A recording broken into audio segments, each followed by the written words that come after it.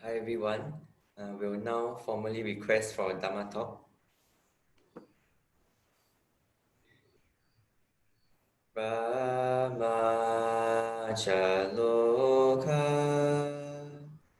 Dipati Sahampati Katanjalihan Divarangayachata Santi dasata Paraja jatika Dese tudangan Anukampi mampaja.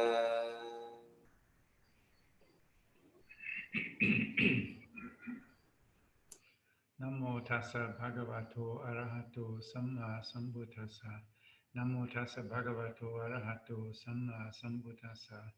Namo tassa bhagavato arahato samma sambuddhassa. Buddhang dhammang sanghang namasami.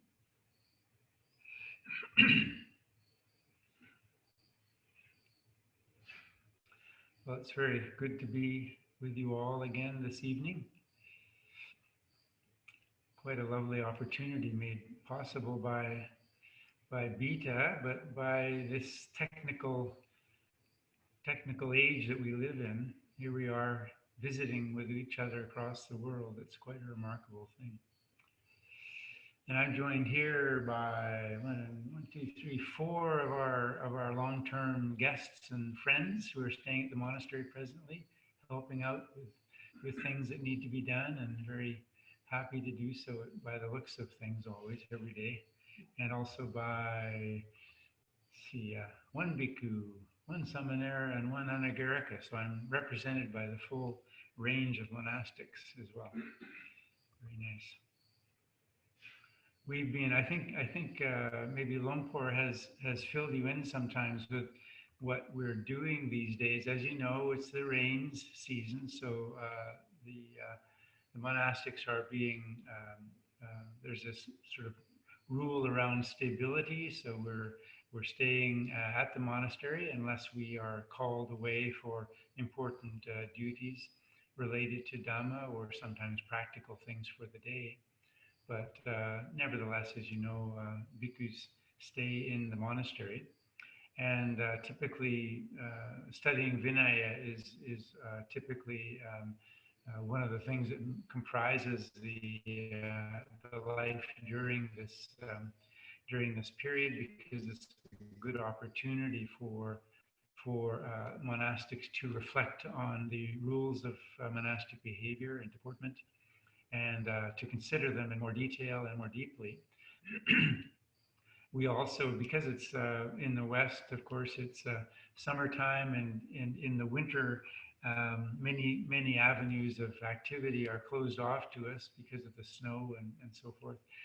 This is also the time for building repairs and road repairs and just busyness, and a lot of lawn mowing. Not that the bhikkhus do that, but still it takes place here. So it's quite an active time of the year.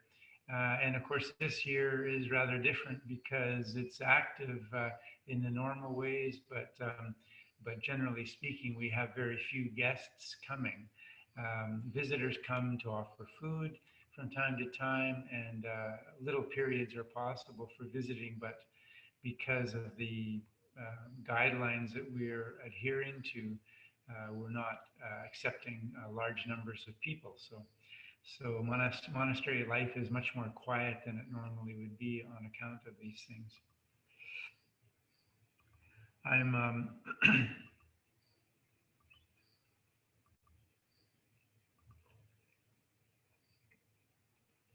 so yesterday I've been reading a little bit during the rains, off and on, various things, and yesterday something was sent to the community in light of our next Vinaya class, and it has to do with the rules around monks' duties. Okay, so in the Vinaya, monks' duties are specified at great length, and even so, they aren't a complete list of duties by any means. But the duties of the monk towards his robes and towards one another, towards his teacher, towards his preceptor, all of these things are specified in some detail in the Vinaya.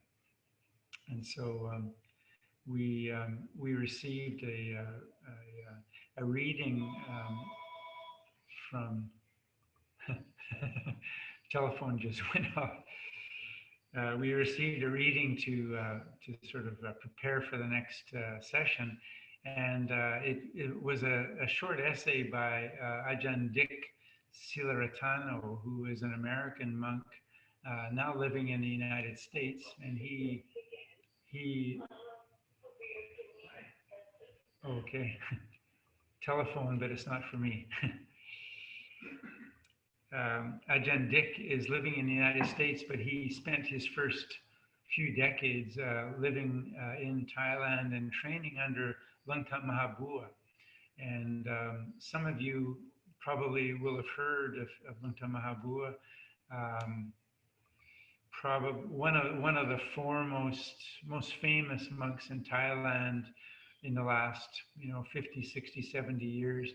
He died in, I suppose, in 2011, I think. I had actually just arrived in Thailand and with a group from Wat Pah Nanachat attended his funeral, which was having only been in Thailand for a matter of 2-3 months at that point. It was quite an eye-opener because they say that there were well over a million people at the funeral. So it was quite an experience.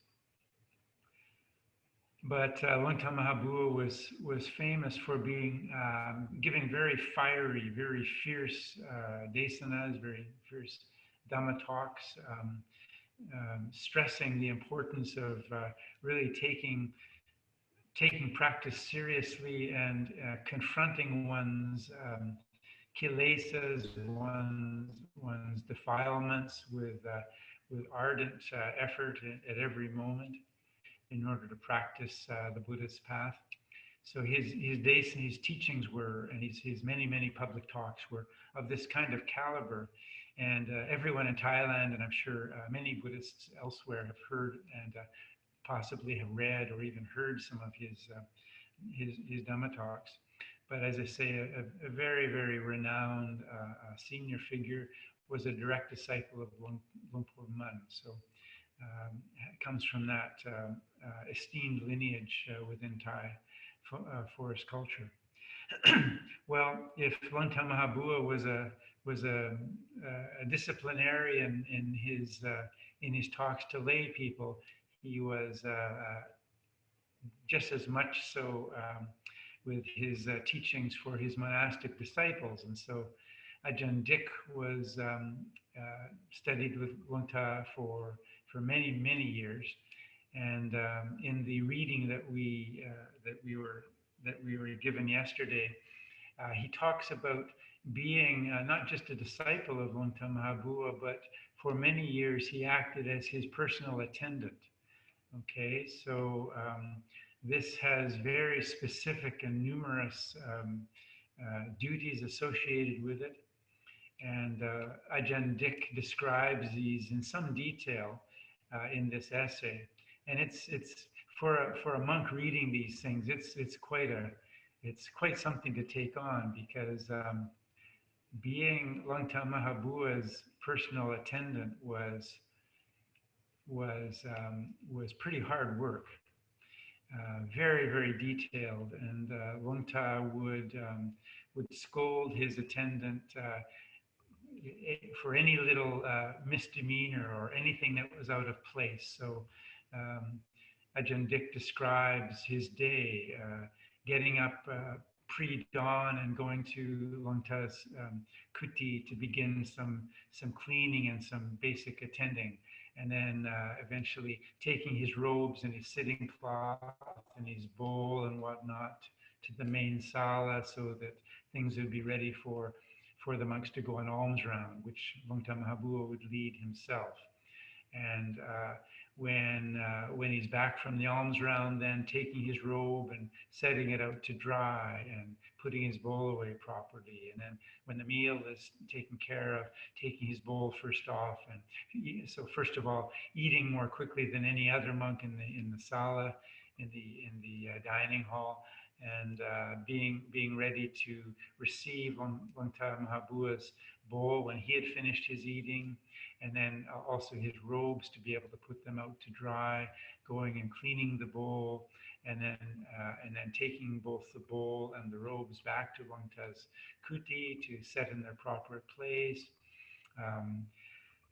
Little details that would be only familiar to to Asians, but I think I've done this once or twice myself. But it's in the monasteries that I lived in, it was no longer needed. But he talks about using two halves of coconut shell. Okay, so every day he would have to polish the wooden floor around Lungta's kuti. Okay, so three sides of a veranda around the kuti, and you get the bamboo, half bamboo shells, and you rub them very, very vigorously on the hardwood, and it brings up a little bit of a sheen to because there's a little bit of oil in the bamboo in the coconut shell. It's pretty hard work. You're doing it on your hands and knees.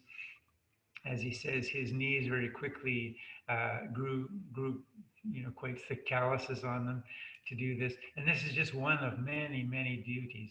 Where does his spittoon go? Where does his bowl return to in his kuti? Where does he dry his robes? Where Longta Mahabua preferred to dry his bathing cloth on the floor itself. Okay, so you lay it out on the hot floor. Sometimes it's 100 degrees or more where he was. So the robe dries out quite quickly. Unfortunately, it also leaves a mark where the wet robe was sitting on the floor.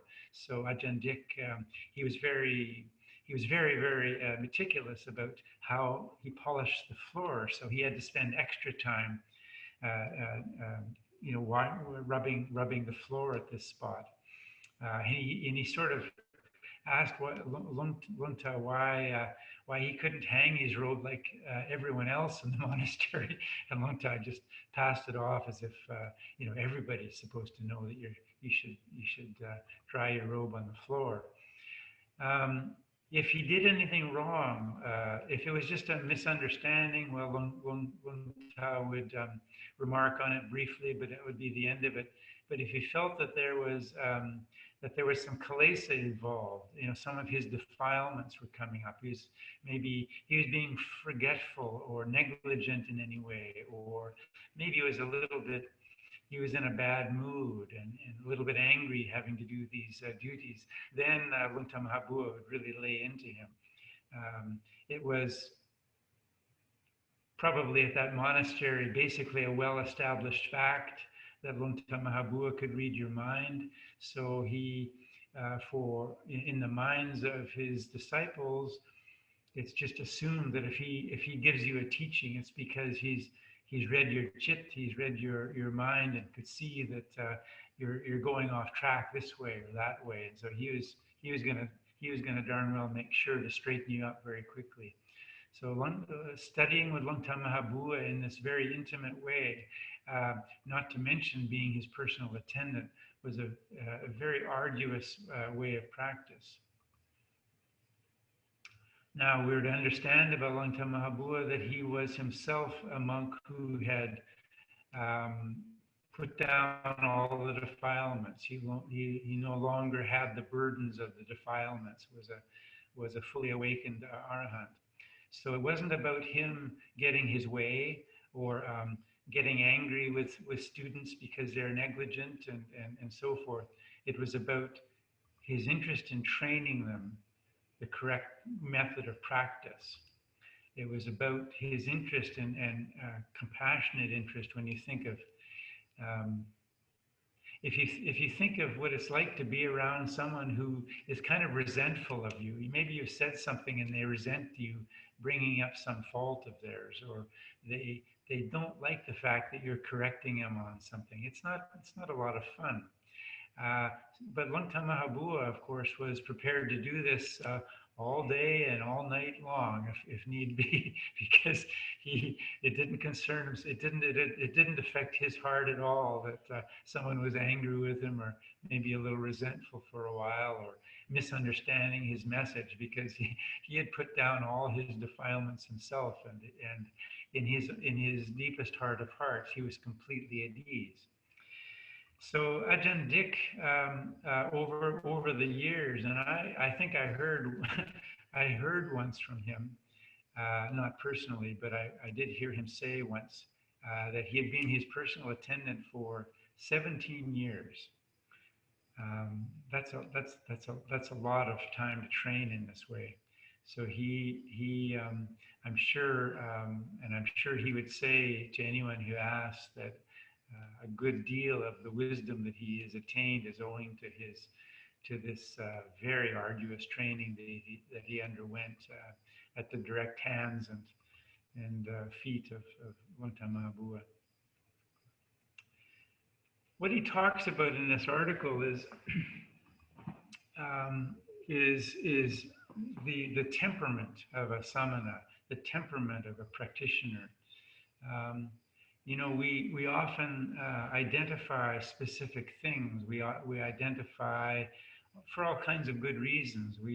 I personally love to reflect on a list of the 7 factors of awakening, perhaps, or the 4 foundations of mindfulness, or think about Lumpur Sumedho again and again and again now for well over 50 years, just returning every day, I think, to the Four Noble Truths, just reflecting on the Four Noble Truths. So the Dhamma provides us with seemingly no end of beautiful list, Pali terms, and we translate into our own language in as skillful way as we can, but terms which are ennobling, enlightening, awakening, and which stimulate us to practice in a correct and skillful way.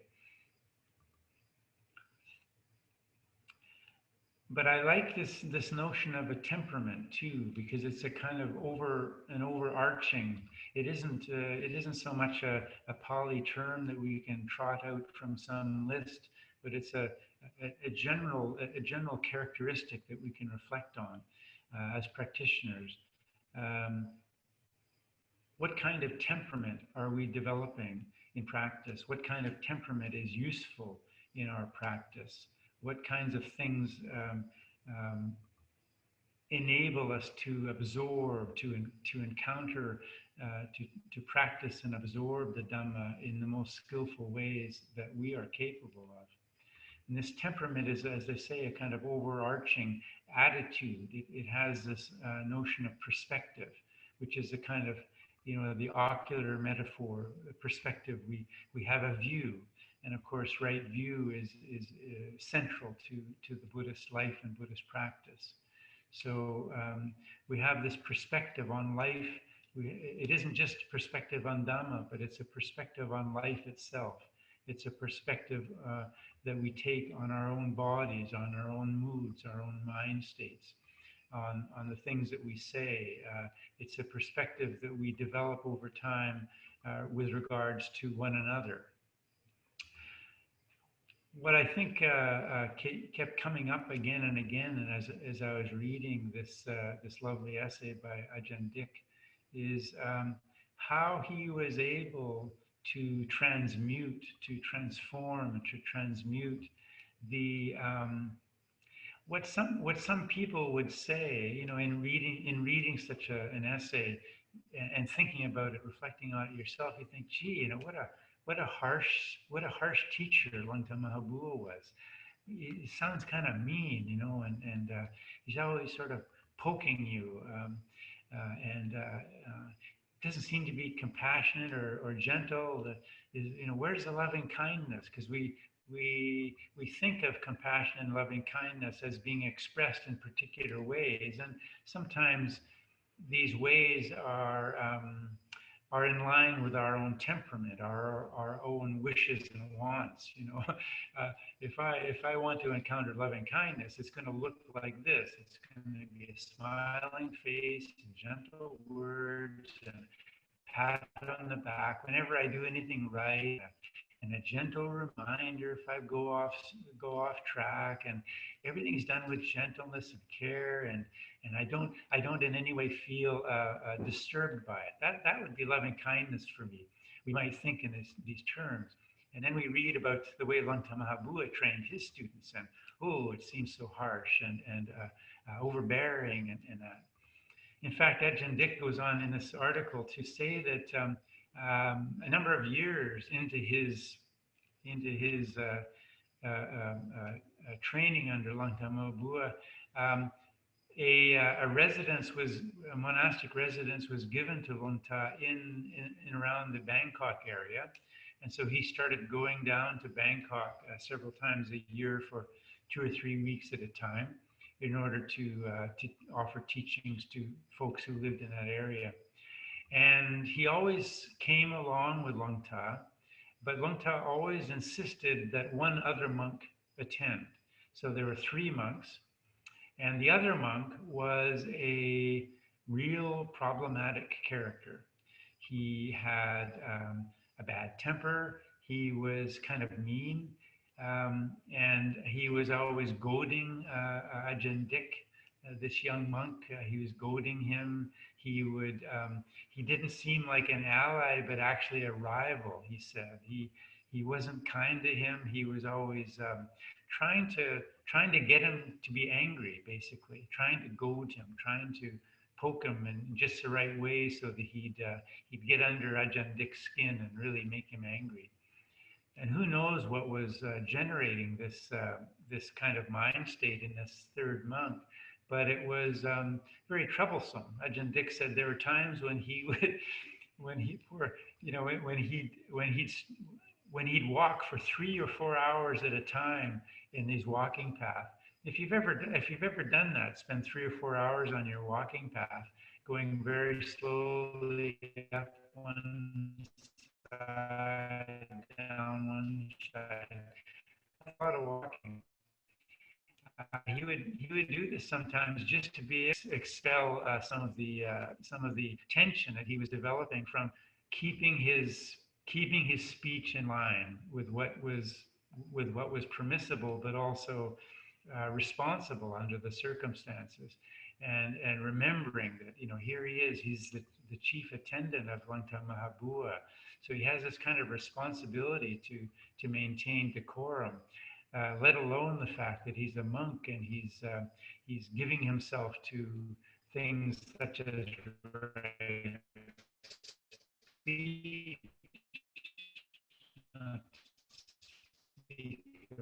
right action is not hitting the man, So he came to realize that the Longta Mahabua had specifically chosen this other monk to come with them in order to sort of up the ante. This is another level of practice, and you could say in retrospect that it showed it spoke very highly of Ajahn Dick's own practice by this time, that Ajahn Mahabua could see this is something that I'm going to challenge him with, but I know he has the capability to by his reflection, Ajahn Dick's reflection that he did. So so Longta Mahabua was not a kind of soft and cuddly kind of monk. In Thailand, there's a tradition that Ajahn teaching Kruba Ajahns tend to come in one of 2 varieties. There's a general and a grandmother, right? So Longta Mahabua was definitely the general, the hard, the man of hard word and hard action and get to it and that. And then the grandmother, this would be the monks who exhibited a great deal of loving kindness. And so monks would come to them and feel embraced and supported in their practice, and maybe supported in facing the difficult parts of themselves because they felt safe in opening up in this environment. Um, for what it's worth, Lumpur Cha was considered to be both. He had both characteristics, both a general and a grandmother. So that takes a particular kind of character, presumably. And I don't want to suggest in all this that it was not possible for Longta Mahabua to exhibit tremendous kindness and kind of beauty in light of the Brahma Viharas either. But this is what I'm presenting here is simply the side of Longta Mahabua that Ajahn Dick encountered as his attendant. So I wrote a couple of things down. Maybe I'll read one of them.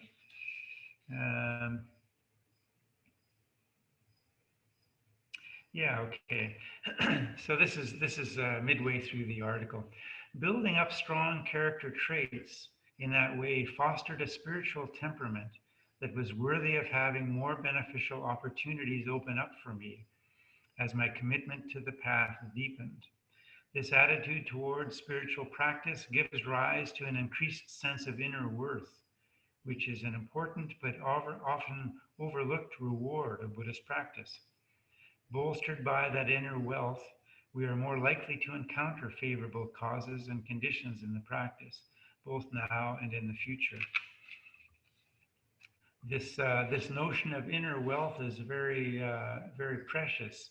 The Thais make reference to this quite a bit, but a sense of self-respect. Yeah, it's a beautiful. I know that in Buddhism we're often, you might say, problematizing the whole notion of self, but of course we do experience ourselves as being here now in a moment, and we also need to take stock of the fact that we are living, breathing, we are responsible for maintaining our virtue and so on and so forth.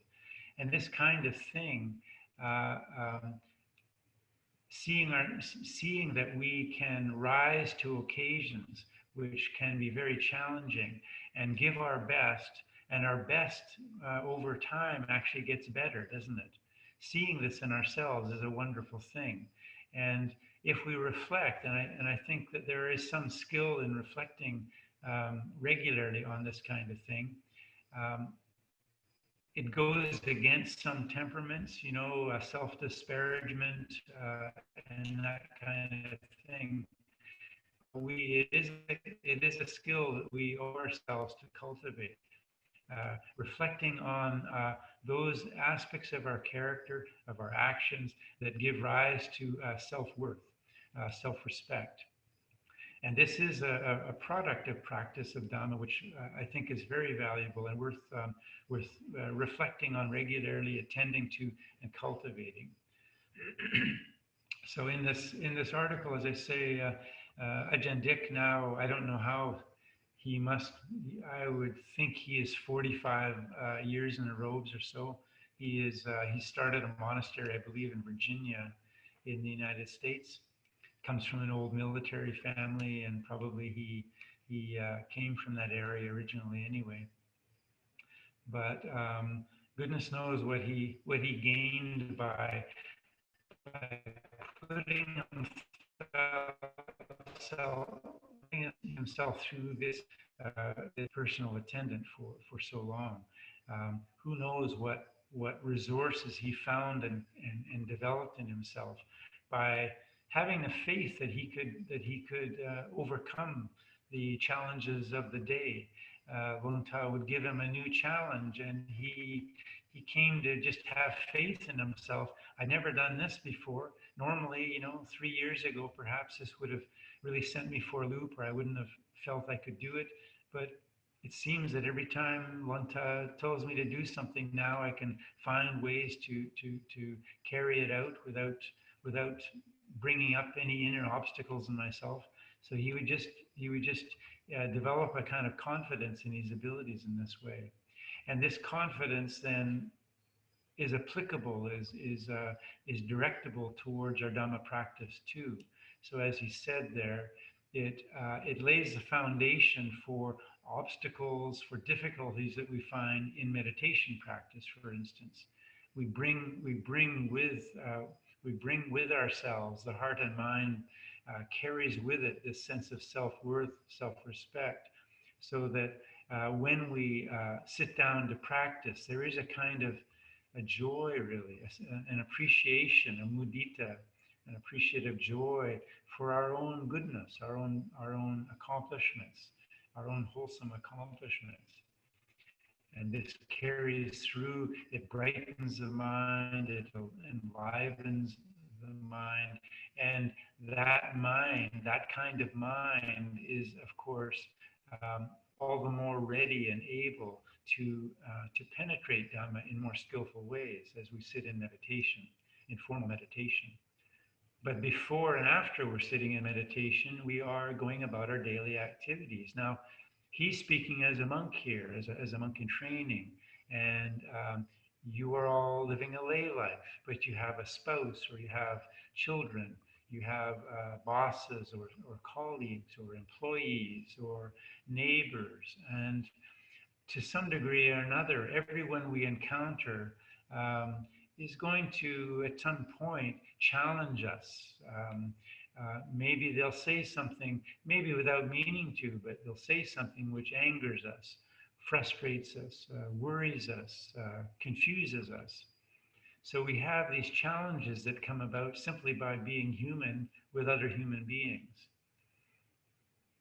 Which isn't to say that our dogs can't challenge us from time to time, but we'll stay with humans for now.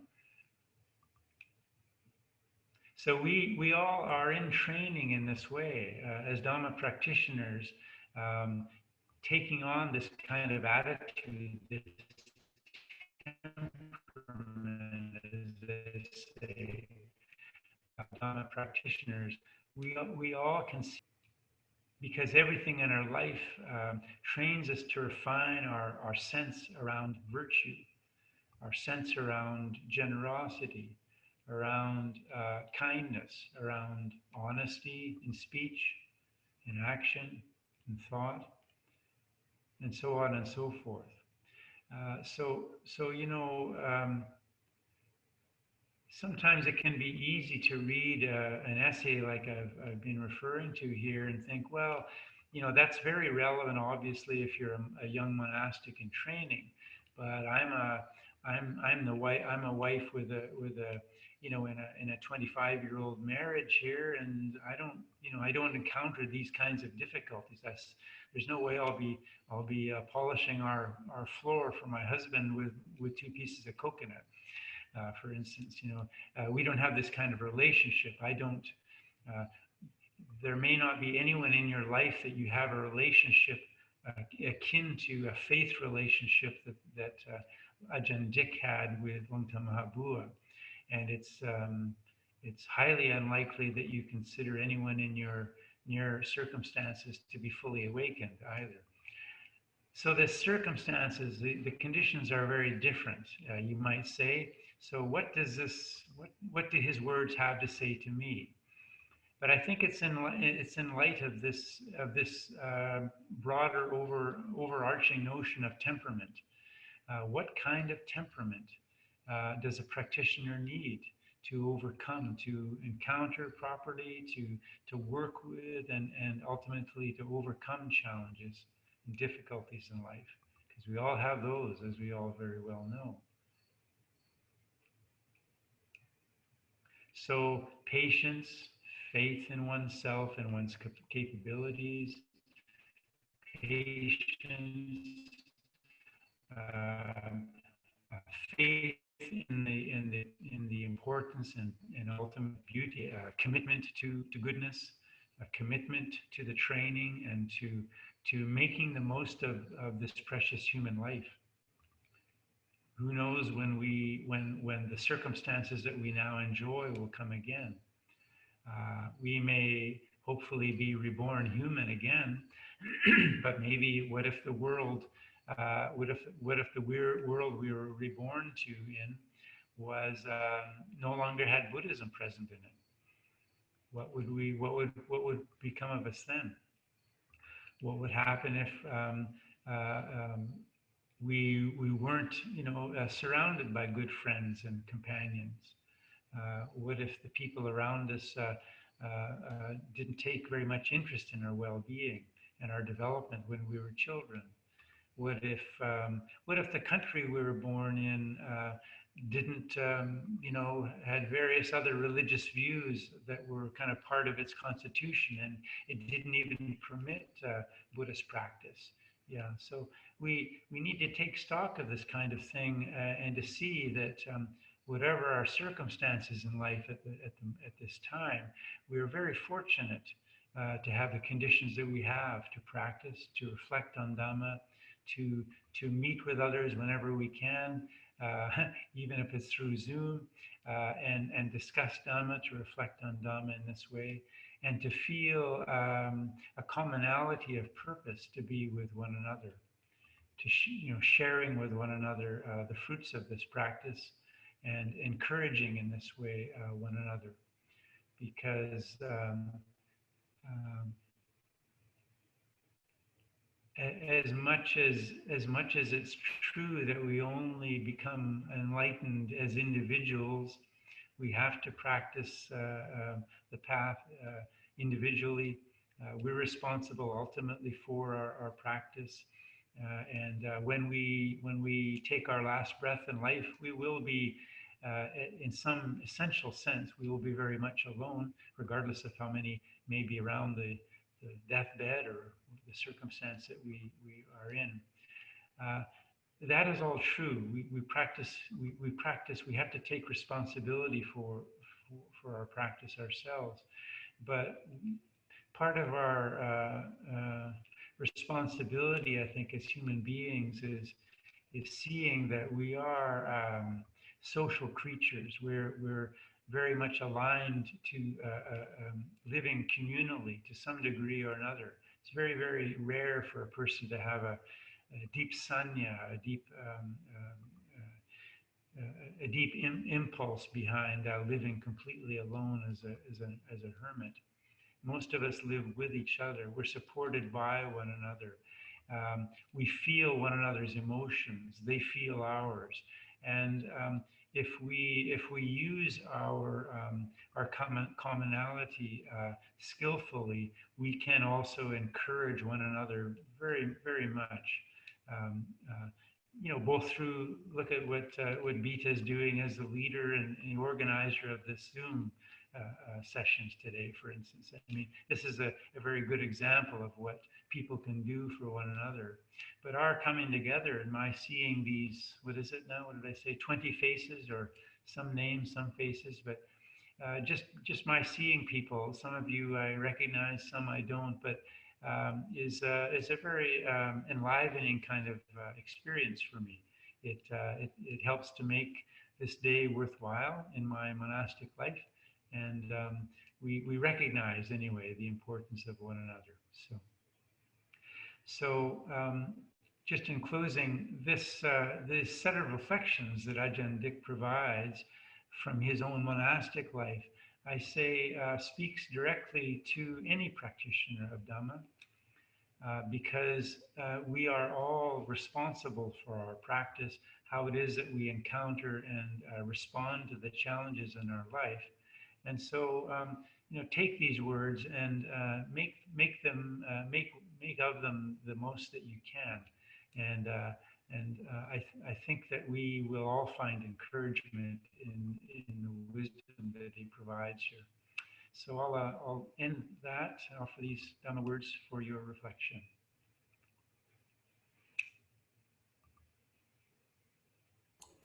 Thank you, Ajahn. Let's all say 3 sadhus together.